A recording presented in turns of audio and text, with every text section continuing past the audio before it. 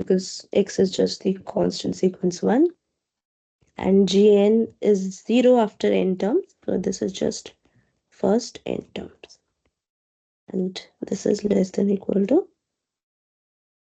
mod Fi, which is strictly less than epsilon. And by the definition of weak star neighborhood, this implies Gn belongs to epsilon weak star neighborhood of X. Since epsilon positive is arbitrary, for every epsilon positive, we can find an element Gn, which is an element of B naught, and in epsilon weak star neighborhood of X. But X is not in B naught, therefore B naught is not closed. This implies for any epsilon positive, we can find Gn, which is in B naught, such that Gn belongs to epsilon weak star neighborhood of X, which is not in B naught. This implies X belongs to B naught closure minus B naught. Therefore, and this closure is weak star closure. B naught is not weak star closed.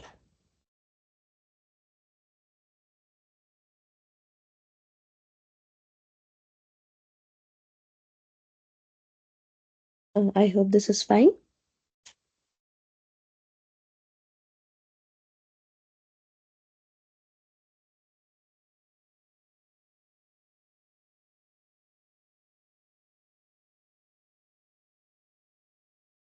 If there is any doubt in any part, please let me know.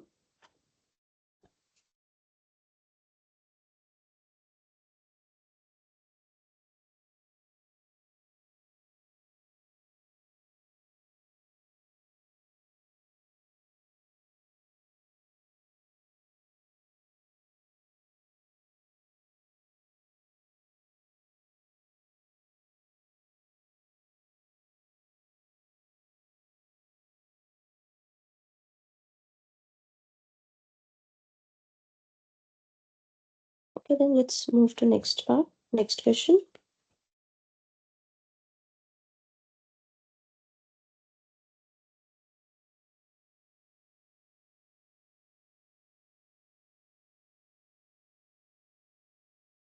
Let V be a Banach space.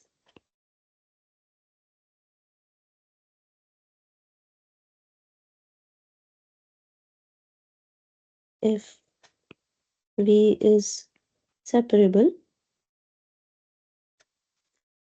and V star is not, then V is not reflexive.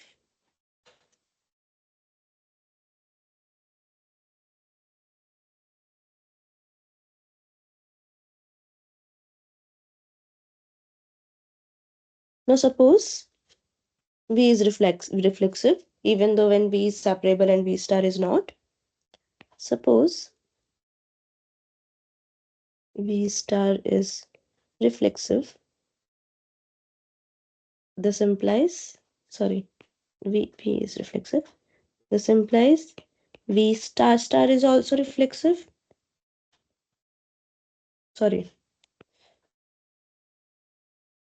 V is reflexive. That means V and V star star are isometric, uh, and the map J is bijective. So using that, all those properties, we can show that if V is separable, then V star star will also be separable. Basically, we'll again be able to find uh, a countable dense subset of V star star. This implies V star star is also separable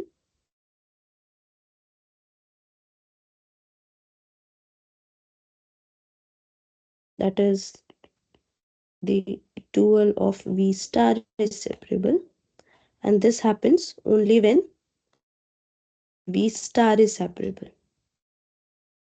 This I hope you all must have done in the theory class. And this gives us the contradiction because we are given that V star is not separable. Hence, we cannot be reflexive.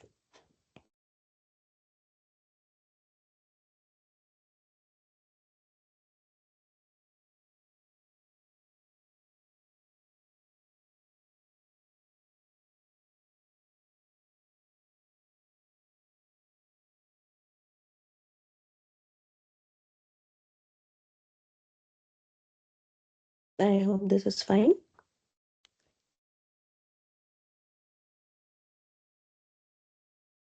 Now, if S is an uncountable subset,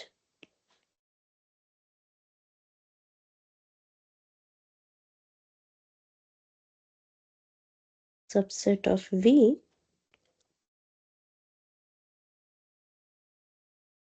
with norm x minus y equal to 2 for every distinct element in S.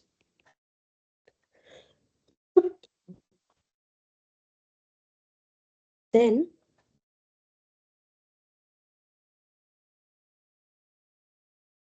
V is not separable.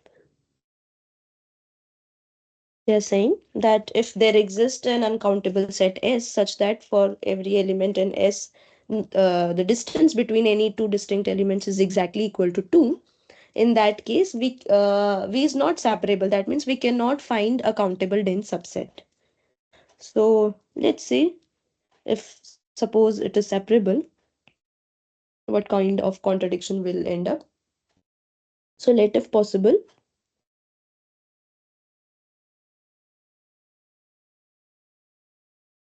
V is separable.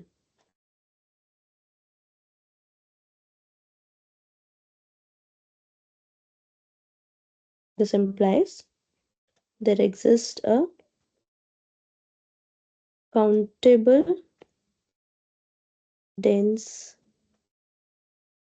subset of V. Suppose P equal to xn, because it is countable, we can write it as some sequence, and in n be the dense subset. This implies the closure of T is equal to V. Now, for every x in S, define Ax is set of all those vectors y and v such that the distance of y from x. So for we pick up an x from S, and using that x, we take all those points y and v such that their neighborhood. So basically, we are taking 1/2 1/2 radius ball around the point x, where x is an element in S. So we can see that this implies Ax intersection Ay is empty for every distinct element x and y in S. Every x and y in S such that x is not equal to y. Because if there exists some z in Ax intersection Ay, in that case we will get norm x minus y less than equal to norm x minus z plus y minus z, and this will be less than equal to 1/2 plus 1/2 1. But we know that for every x y in S, norm x minus y is exactly equal to 2. So this gives us a contradiction. Therefore, this intersection must be empty.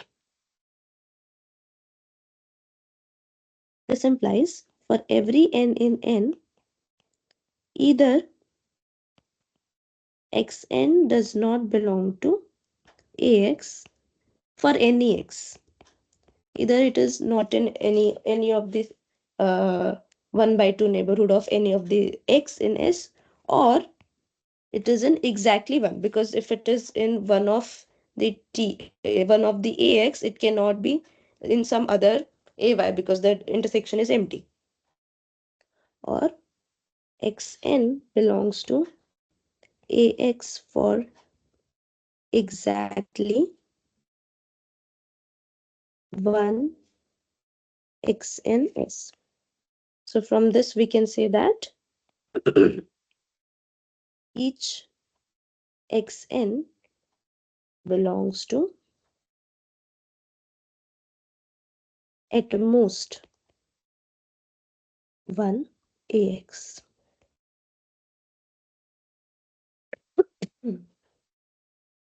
Now, since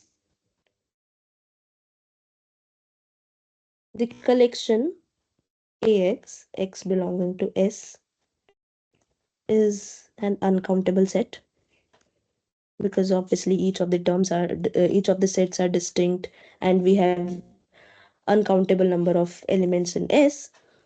This is an uncountable set, and xn n is a countable set. Now, if I remove all those ax such that xn belongs to that x, suppose xn belongs to some ax, some ayn, if I remove all those elements from this collection, then also I will be left with uncountable number of elements. That means this implies there exist uncountable number of x and s such that xn does not belongs to tx for every n in n. Because I have after removing, we know that the intersection is empty. So if this xn is one of axn ayn, suppose, and I have removed that yn, so now in that collection xn does not belong to any of the set ax. So therefore and since this is an uncountable set, I am removing just countable number of elements, so we are still left with uncountable number of x in S, such that xn does not belongs to, sorry, ax for every n in n. That means there exist uncountably many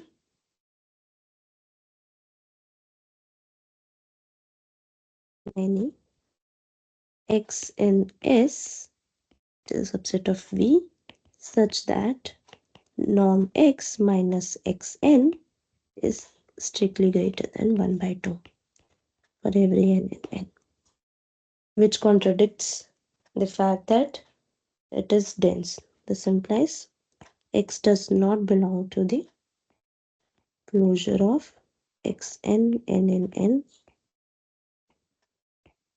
which is equal to V, which gives us a contradiction. Therefore, V cannot be separable.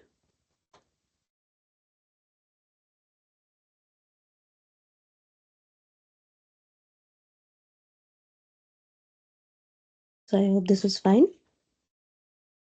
Basically, we started with the fact that it has a countable dense set and ended up getting some contradiction to the fact that it should be dense.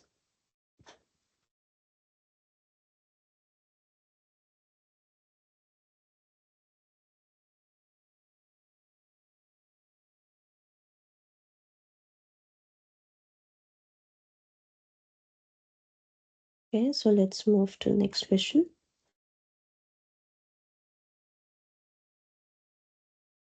Let T from V to L1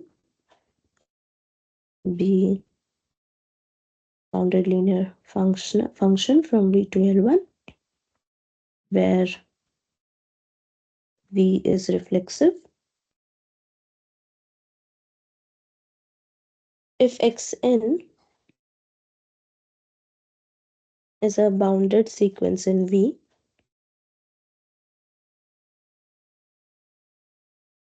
then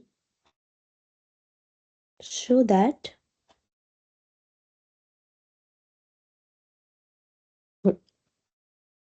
Txn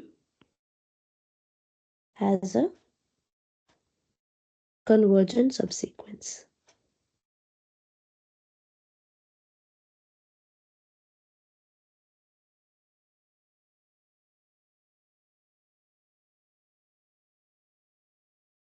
So we will be mainly using the fact that weak convergence and strong convergence in L1 are same.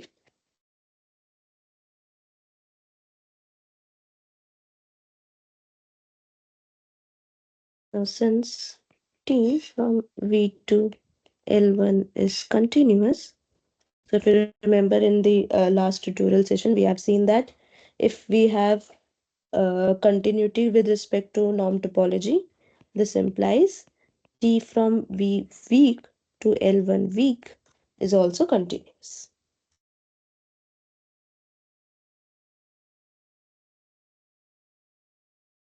Now, since B, which is equal to the collection Xn, subset of V is bounded,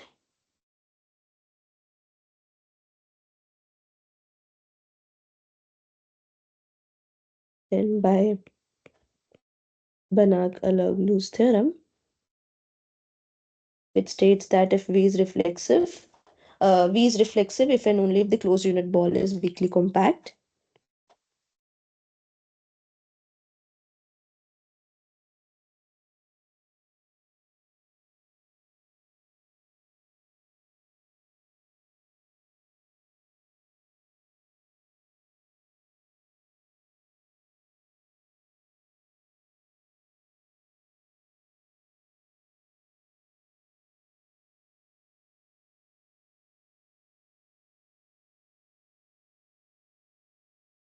Closed unit ball is weakly compact. That will give us that every bounded sequence should have at least weakly convergent subsequence.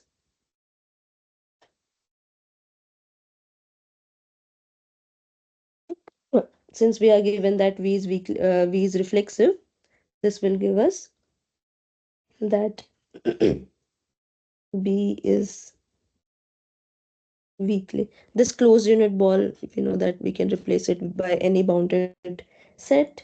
This will give us that B is weakly compact, which implies there exists a subsequence Xnk of Xn such that Xnk converges weakly to X naught in V.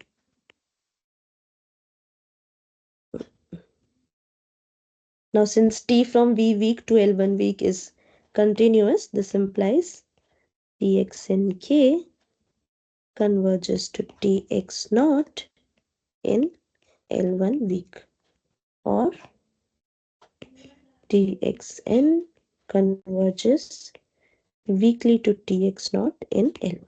And we know that in L1, weak convergence and strong convergence are same.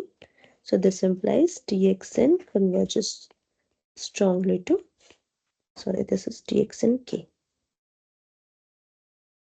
in L1. Therefore, Txn has a convergent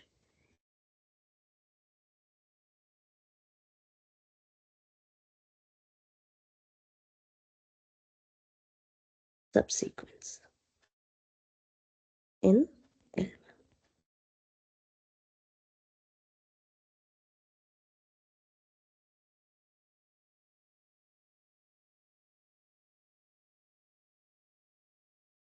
I hope this solution is fine.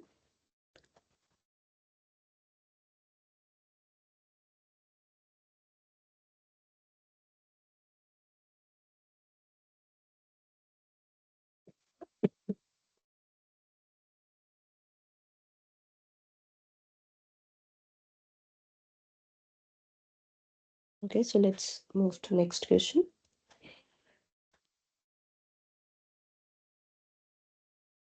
Question number 4. Let not let x n be the sequence 1, 1 by 2, so on 1 by n, and rest of the terms 0 for every n in n. So that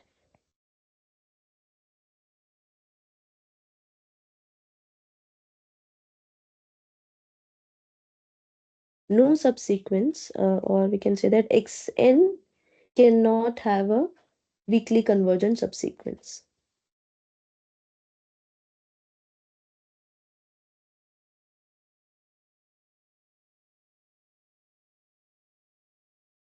Have a weakly convergent subsequence in L. Here we'll be using the fact that in L1, weak convergence implies component-wise convergence. Now suppose Xn has a weakly convergent subsequence. Let if possible, there exists a subsequence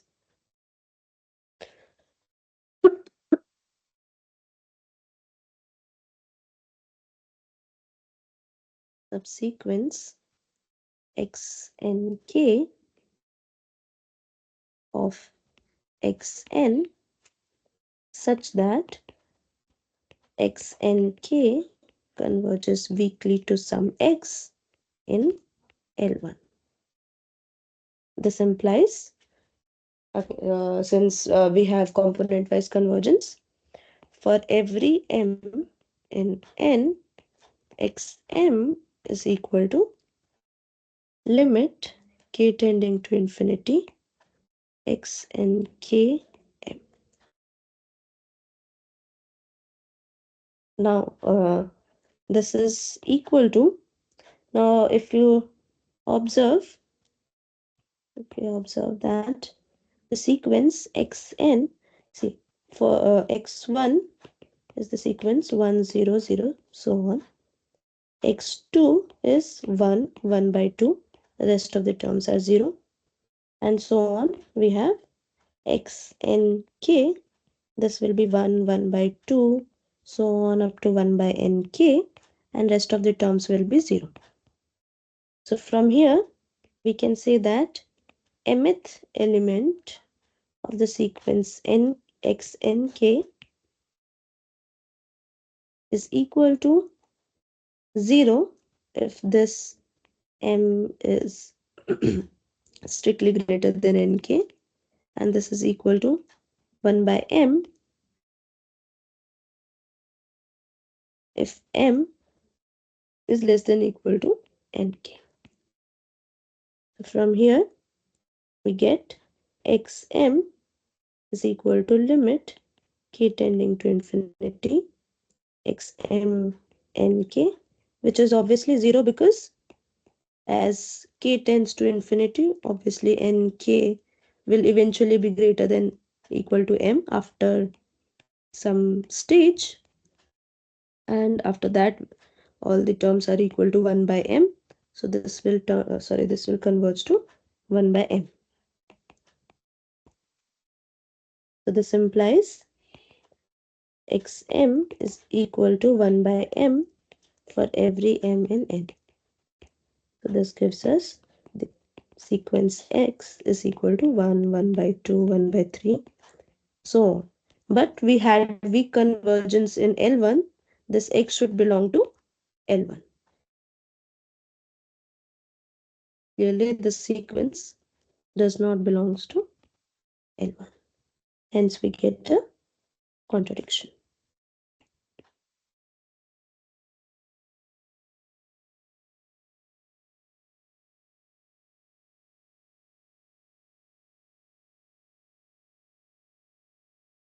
Xn cannot have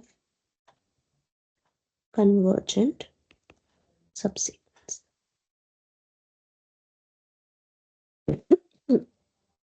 So here we have used the fact that weak convergence implies component-wise convergence. Next, we will look at one example where we have component-wise convergence, but which does not imply weak convergence. That means we cannot say if and only if. We have weak convergence implies component-wise convergence, but not conversely. Part B. Give an example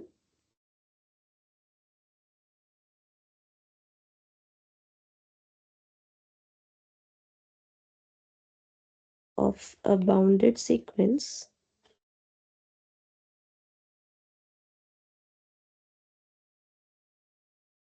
in L1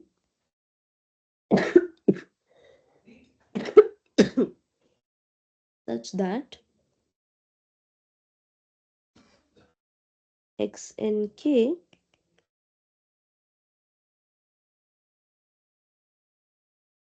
and k converges to xk for every k in n as n tends to infinity, but we do not have weak convergence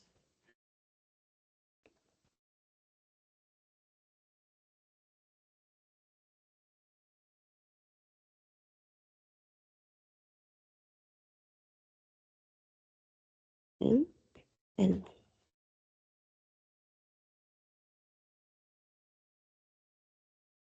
Now for every n in n, define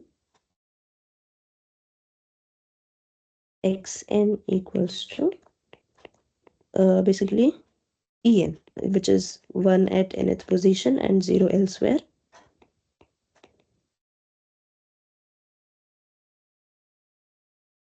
Clearly this belongs to L1, and so if I explicitly write this sequence, so we have x1 as 1 0 0 0, x2 as 0 1 0 0 0, so on, xn as 0 0 1 0 0. So we can see that each component is converging to 0. So this implies for every k in n, the sequence x n k is converging to 0 as n tends to infinity. Now, if possible, if x and k was converging, if xn was converging weakly to 0 as well in L1, this implies for every f in the dual of L1, which is L infinity, fxn should converge to f0, which is obviously always 0. Now, for y equal to the constant sequence 1, obviously this belongs to L infinity, we define f from L1 to R as f of x equals to summation yi xi. Clearly, this f belongs to L infinity star, sorry, L1 star. So we should have fxn converging strongly to 0. But we can see that fxn, this is um, I from 1 to infinity. So yi is just 1 everywhere, xni, and which is equal to 1 for every n in n. So we get a contradiction.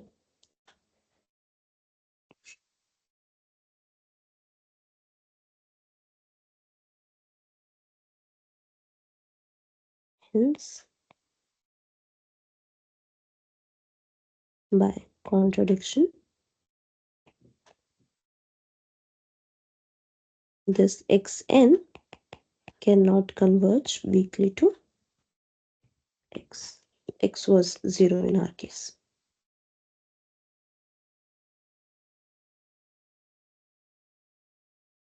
I hope this is fine. So basically in L1, we have weak convergence implies component-wise convergence, not conversely.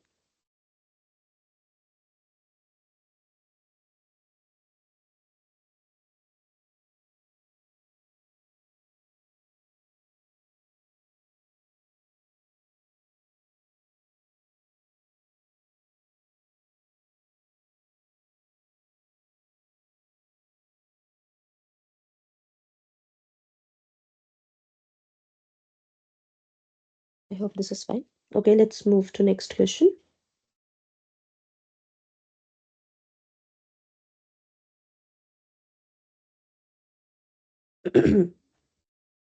Let Fn be a subset of V star, such be a sequence in V star, such that it is weak star convergent. It converges such that it is weak star convergent, so that it is bounded. We will mainly be using the uniform boundedness principle or the Banach-Steinhaus theorem that we had uh, discussed in the previous lecture, previous sessions as well. Let Fn converges to F in weak star topology in V star. So by definition of weak star topology, we have Jxfn converges to Jxf for every x in V. And by the definition of Jx, this is if nx converges to fx for every x in V. That means weak star convergence implies pointwise convergence. Now, since fnx is a sequence in R, is a sequence of real numbers which is convergent, and we know that in R, strong convergence implies bounded. So this implies fnx is a bounded sequence for every x in V.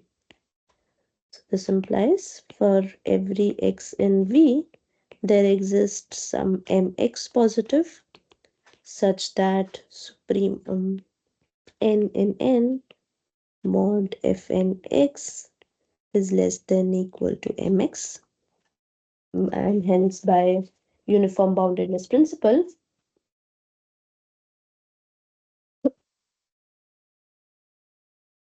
by uniform boundedness principle, supremum n in n norm fn, because again we have assumed that this V is a Banach space.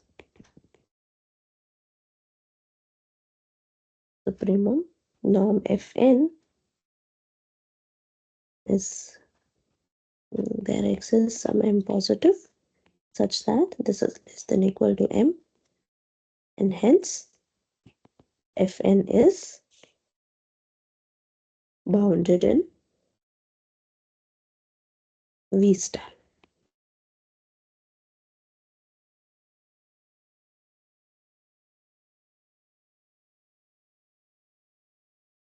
Okay. Now let Fn be a sequence in L infinity star such that Fn is defined from L infinity to R.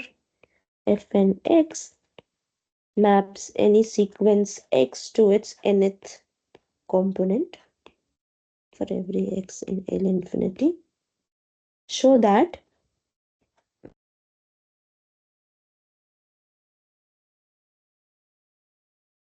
Fn cannot admit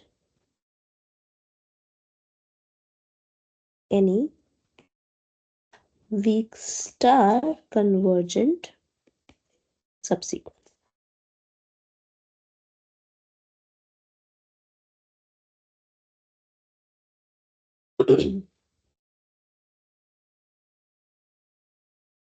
So again, let us assume, let if possible, it has a weak star convergent subsequence. Let if possible, there exists a weak star convergent subsequence of Fn, that is some Fnk converges in weak star topology to F in L infinity star. This implies again we have Jx Fnk converges to Jxf for every x in L infinity. Let's mark this as star.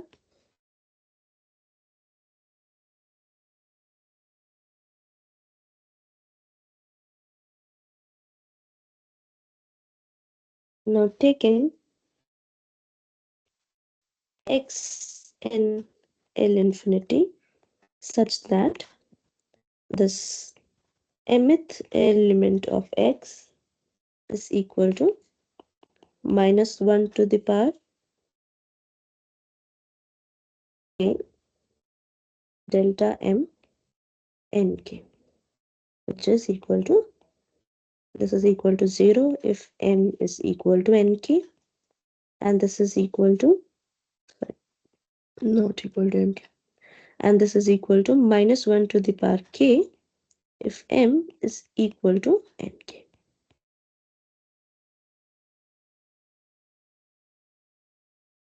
This implies, now since by star we have the strong convergence of jx fnk to jx fx for every x in L infinity, so we must have convergence corresponding to this x.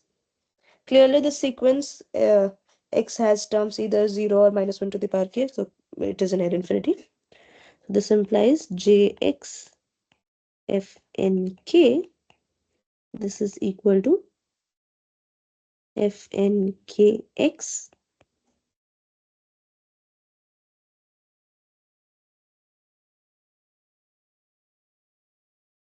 is defined as, this is by the definition of fn's, this is x n k, which is equal to, now here m is equal to nk, so this is equal to minus 1 to the power k.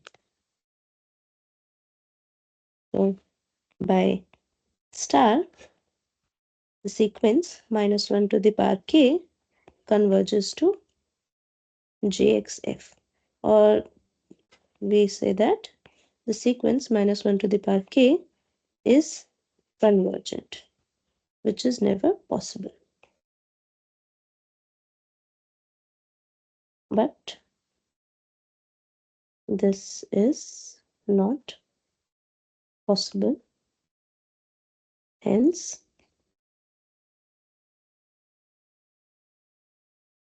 Fn cannot have, Fn does not have any convergent subsequence.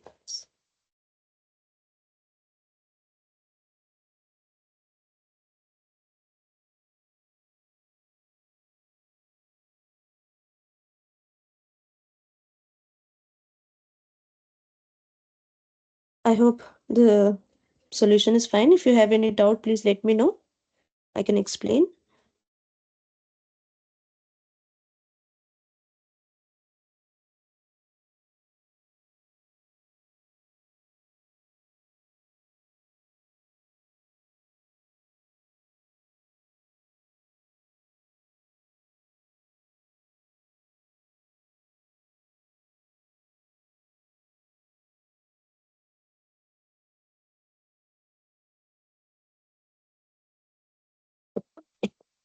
Next, we'll look at projection mapping. Question number 6. Let V be a Banach space.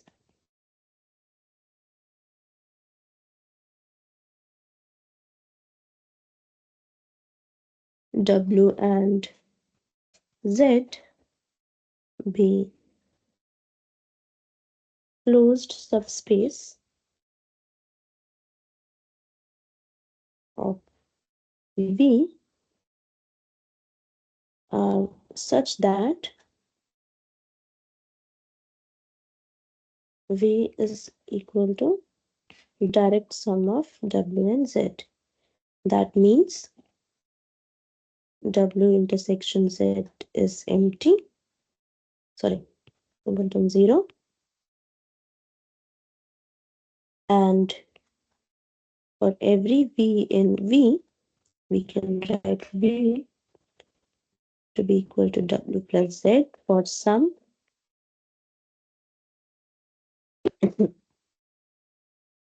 for some W in W and Z in Z.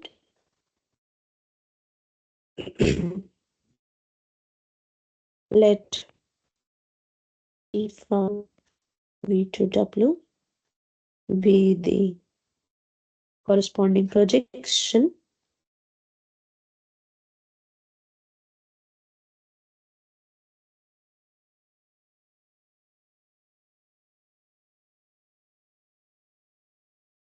that is PV.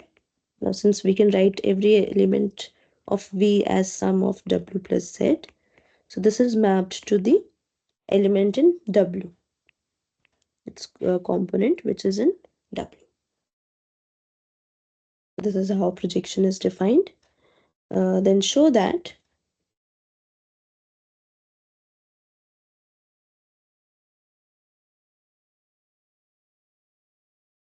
P is continuous and norm P is greater than equal to 1.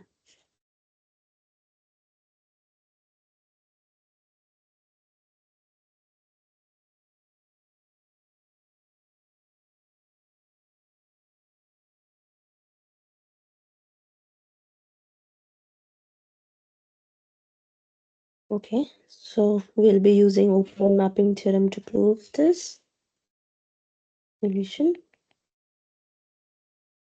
Now, since W and Z are closed subspaces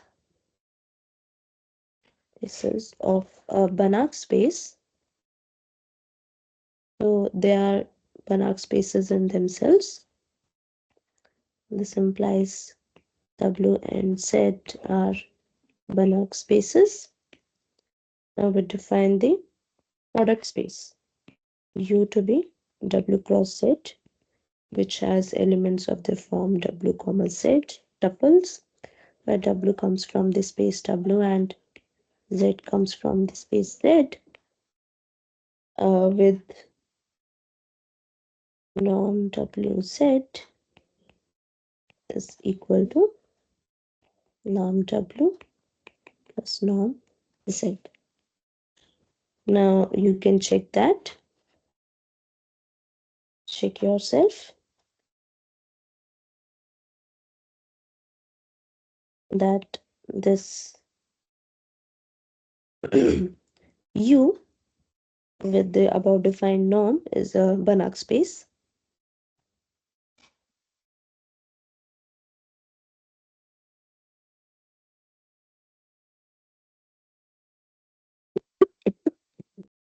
Now define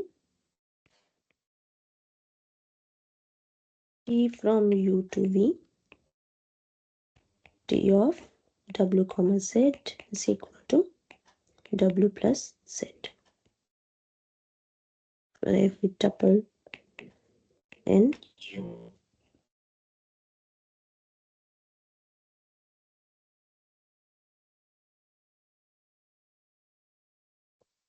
Again, you can check yourself that this T is bijective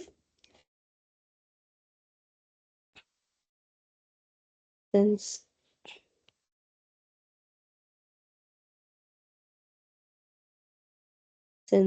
V is direct sum of W and Z.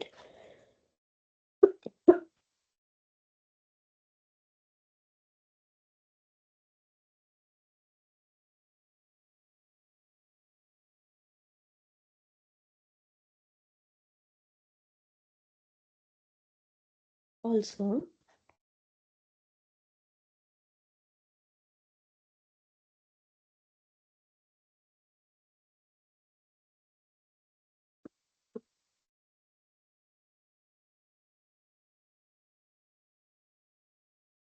this is less than equal to norm W just by triangles inequality. And this is by the definition of norm on the space U. This is norm W comma Z for every WZ in U. That this gives us T is continuous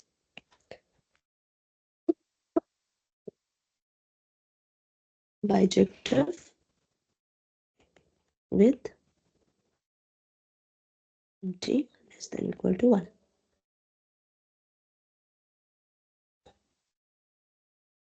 Now let's recall the open mapping theorem.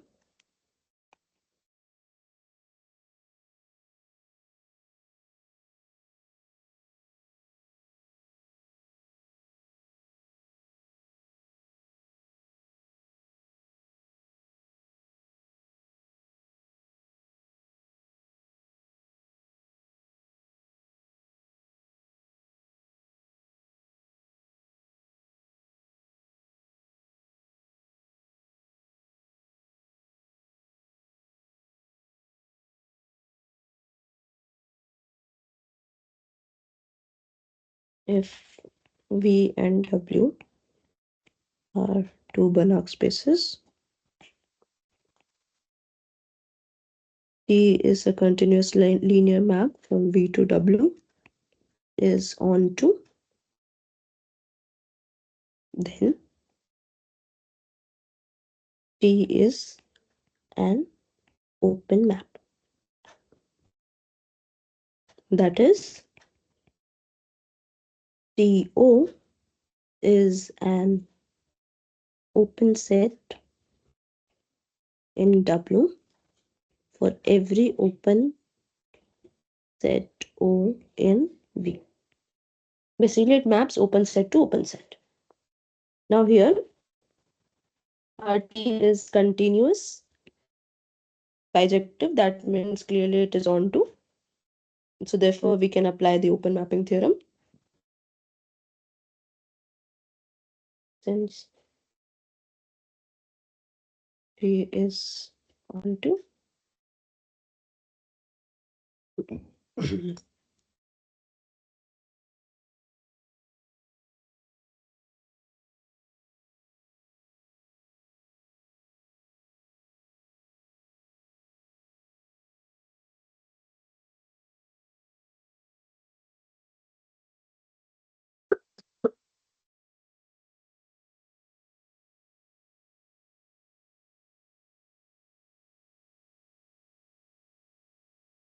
this implies inverse of T inverse A is open for every open set A in U.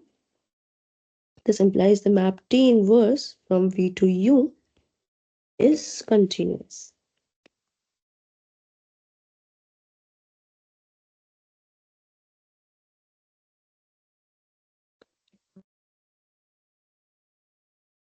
Now, our projection map P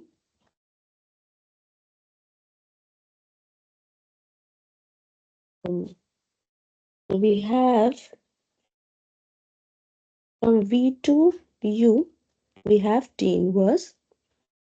And if I define a map from U to W, F, such that F from W cross Z to W, F maps any element of the form of the tuple W comma Z to the element W in W, then we can see that norm F WZ, this is less than equal to norm W plus norm Z, which was the norm defined on the space U. So this is continuous. Therefore, P, which is equal to T inverse composed with F. Now, since F is continuous, T inverse is continuous, P is also continuous. And that is what we had to prove.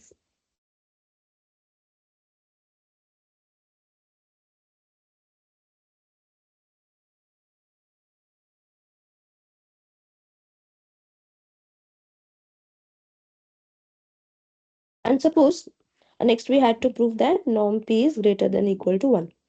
Suppose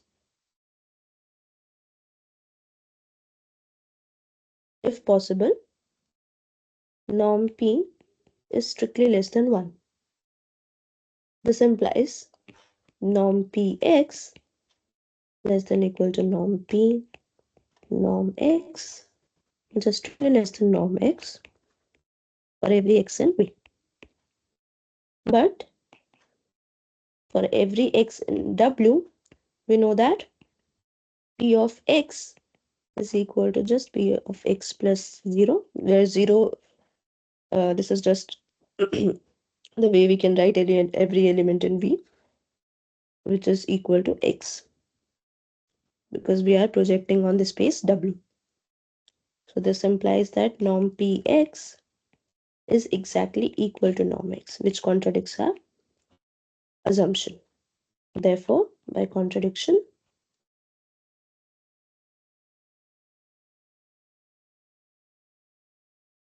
norm P should be greater than equal to 1.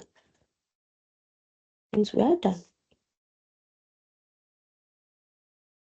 I hope this is fine.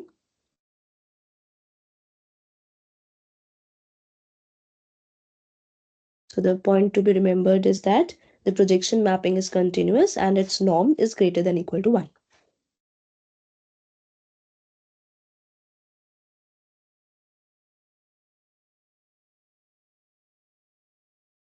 Let's move to next question. Show that dimension of the quotient space C by C naught is equal to 1. Here C is the space of all continuous sequences, convergent sequences, and C naught is the space of all sequences converging to 0.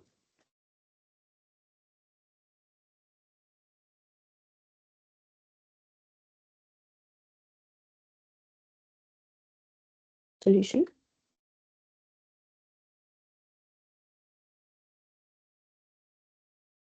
So in order to show that its dimension is exactly equal to 1, we'll try to find some element in its basis, or will show that it can be, its basis is exactly, its basis contains exactly one element.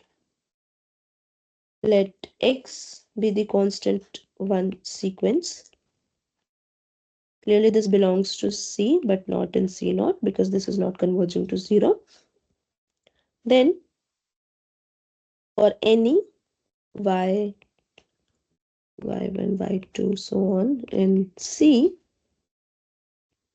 limit now since y is a sequence in C, that means it is convergent. We have limit n tending to infinity yn to be some y naught. we get y minus y naught x is equal to y1 minus y naught, y2 minus y naught, so on. This belongs to C naught because yn minus y naught converges to 0 since yn converges to y naught. This implies for every y in C, y minus y naught x belongs to C naught. This implies y belongs to span x direct sum C naught. We can write this because clearly span x intersection C naught is singleton 0 because since if y belongs to its intersection, then y is equal to some alpha x, yn is equal to alpha for every n in n, and this should converge to 0 as well because this is in C naught. This implies alpha is 0. This happens only when alpha is 0. So its intersection is just singleton 0 and every element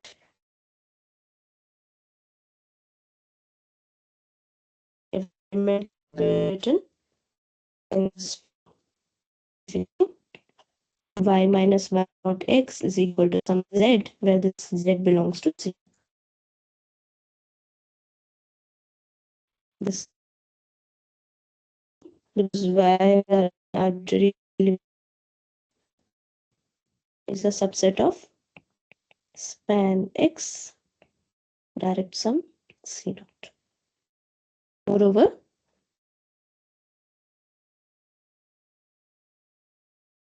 for any y in span x sum C naught, y is equal to some alpha times x plus z for some alpha in R and z in C naught. Yn is equal to alpha xn plus zn. Now this will converge to alpha because zn is an element in C naught, therefore it converges to 0. This implies y belongs to C. Therefore, C is equal to span x plus C naught. This implies C by C naught, which is the set of all elements of the form y plus C naught, y in C. This is equal to, now y is an arbitrary element in C. It can be written as alpha x plus z times C naught. And since z is in C naught itself, so I can write it directly C naught. And alpha belongs to R. So this is just the span of x plus C. Hence, we got unique element and its basis. Therefore, dimension of C by C naught is equal to 1. I hope this is fine.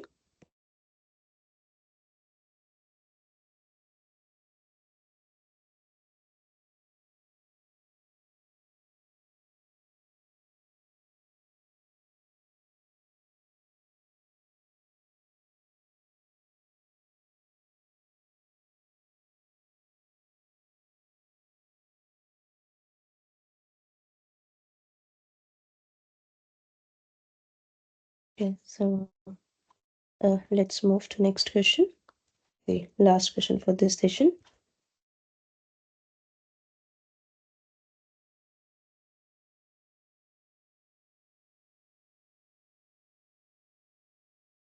Number 8. Let V be a Banach space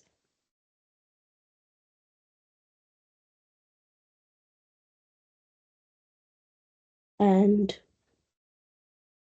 Pn be a sequence in this space of all bounded linear functions from V to V.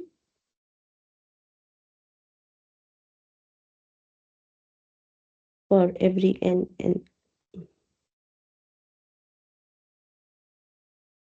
with Pnx converging to x as n tends to infinity for every x in V. Show that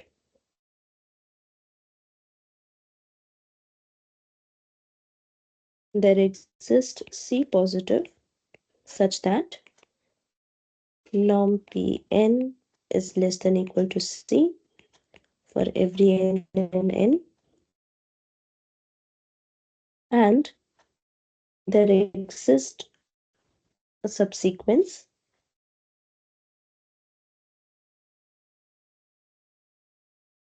or subsequence Pnk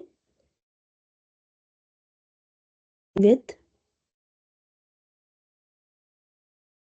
limit k tending to infinity, norm Pnk greater than equal to 1.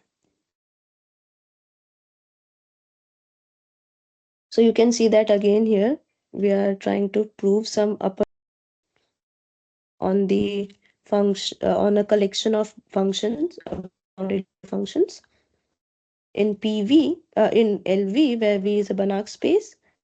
So eventually we will be using uniform boundedness principle. So as Pnx converges to x for every x in V, this implies since Pnx is a convergent sequence, hence it is bounded. Therefore, for every x in V, there exists some mx positive such that supremum n in n norm Pnx is less than equal to mx, and hence by uniform boundedness principle, there exists some C positive such that supremum n in n norm Pn is less than equal to C.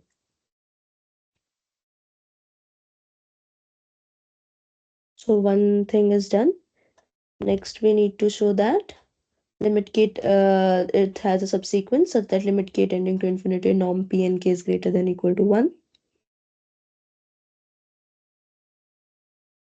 Since norm Pn, this sequence is bounded in R, this implies it has a convergent subsequence. That means there exists some alpha positive such that the sequence norm Pnk, this converges to alpha. Now if alpha is greater than equal to 1, we are done. Suppose alpha is strictly less than 1. If alpha is strictly less than 1, this implies there exists some k naught in n and epsilon naught positive such that norm Pnk is strictly less than 1 minus epsilon naught for every k greater than equal to k naught. Since our Pnk, norm Pnk is converging to alpha, which is strictly less than 1. So obviously we can find some epsilon neighborhood of alpha such that this is away from 1, and obviously it has infinite, after a stage all the terms of the sequence are in this neighborhood.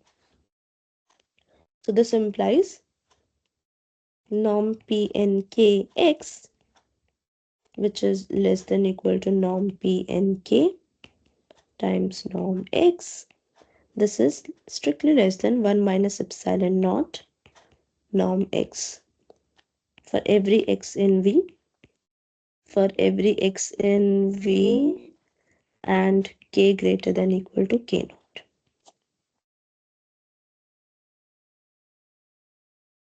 Now, since this epsilon naught is fixed, we get limit k tending to infinity norm p and kx equal to 1 minus epsilon naught norm x. Hmm. Hmm. Which is strictly less than norm x.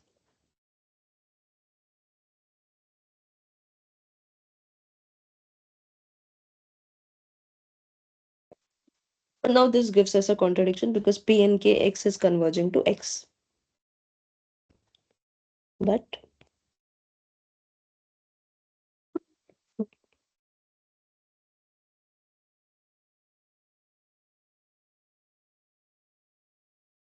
therefore alpha should be greater than equal to 1.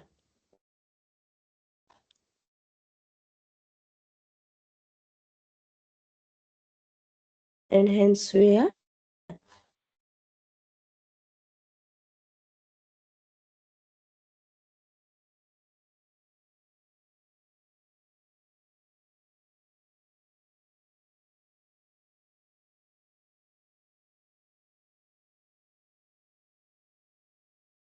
I hope the proof was fine with everyone.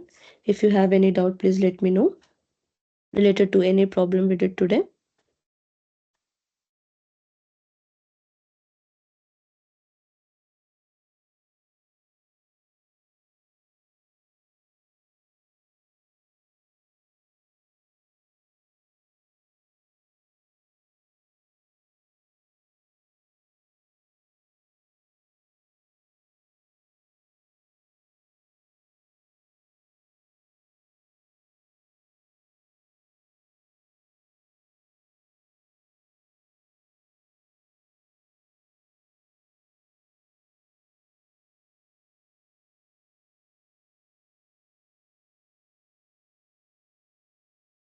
Okay, if you don't have any doubt, we can end this meeting now.